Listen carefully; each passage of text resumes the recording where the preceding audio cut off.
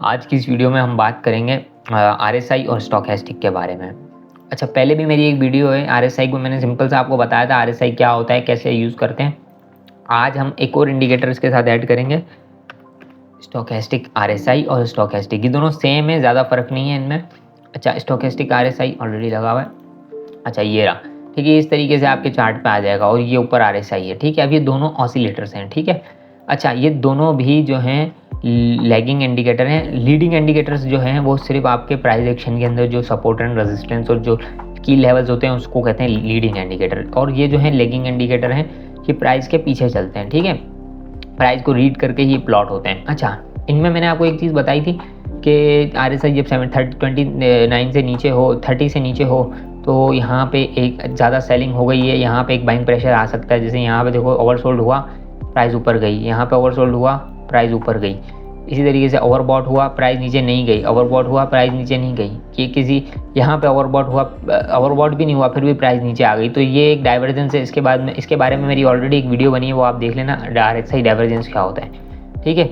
और इस तरीके से फॉल्स सिग्नल भी मिलते हैं। अच्छा, अगर हम RSI की बात करें स्टोकेस्टिक की, तो इसको भी इसी तरीके से यूज़ करते हैं, ओवरबॉट और ओवरसोल्ड लेवल की तरह। लेकिन यहाँ पे इसमें एक चीज़ एक्स्ट्रा है कि यहाँ पे आपको दो लाइनें मिल जाती हैं। दो लाइनों में इसमें क्या है कि जब एक लाइन दूसरी लाइन को क्रॉस करे ना ऊपर की तरफ से, मीन्स एक बेरिश सिग्नल है, ठीक है। और इसी तरीके से नीचे से अगर एक लाइन दूसरी लाइन को क्रॉस करेगी, सिग्नल लाइन, और एक फास्ट लाइन होती है, एक स्लो लाइन होती है, दोनों एक दूसरे को क्रॉस करेंगी तो एक बुलिश सिग्नल होगा, एक बेरिश सिग्नल होगा। नीचे से अगर ऊपर की तरफ क्रॉस करेगी तो ये होगा बुलिश सिग्नल, ऊपर से नीचे की तरफ क्रॉस करेगी तो ये होगा बेरिश सिग्नल। अच्छा, इस इंडिकेटर को भी एज अ कंफर्मेशन यूज़ कर सकते हैं कि कहीं पे किसी जगह पे अगर सपोर्ट नज़र आ रही है और इसका भी क्रॉस ओवर हो रहा है, तो एक कंफर्मेशन हो गई कि भाई स्टोकेस्टिक ने भी क्रॉस ओवर दे दिया, सपोर्ट भी है, और हम यहाँ पे बाय कर सकते हैं, ठीक है। तो इस इंडिकेटर को भी आप कंफर्मेशन के लिए यूज़ कर सकते हो। और RSI का तो ऑलरेडी आपको पता है कि 70 के ऊपर ओवरबॉट और 30 के नीचे ओवरसोल्ड। अच्छा, RSI के अंदर एक लेवल और होता है, ठीक है, वो होता है 60 का। ये आपको ज़्यादातर लोगों को नहीं पता होगा कि 60 के लेवल का काम क्या है।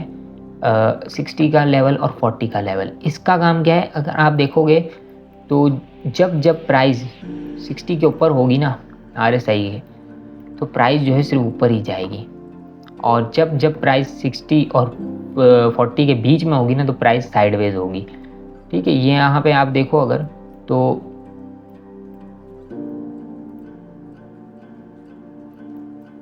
प्राइस जो है 60 के ऊपर थी, ऊपर ही गई, ऊपर ही गई, ऊपर ही गई। उसके बाद जो है प्राइस जो है यहाँ पे 60 और 40 के बीच में थी, तो एक साइडवेज मूव आया, नज़र आ रहा है यहाँ पे।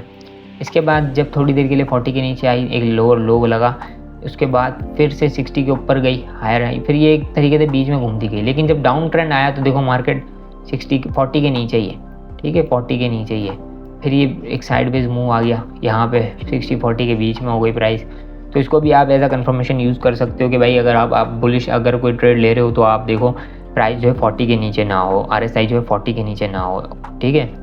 ये एक और कंफर्मेशन हो जाती है। तो कंफर्मेशन जो है 4-5 तरह की कंफर्मेशन अगर आपके पास हो, तो आपका जो सेटअप है वो एक हाई प्रोबेबिलिटी सेटअप बन जाता है। और ट्रेडिंग में कुछ भी नहीं है, बस हाई प्रोबेबिलिटी सेटअप देखो और ट्रेड लो, ठीक है। अब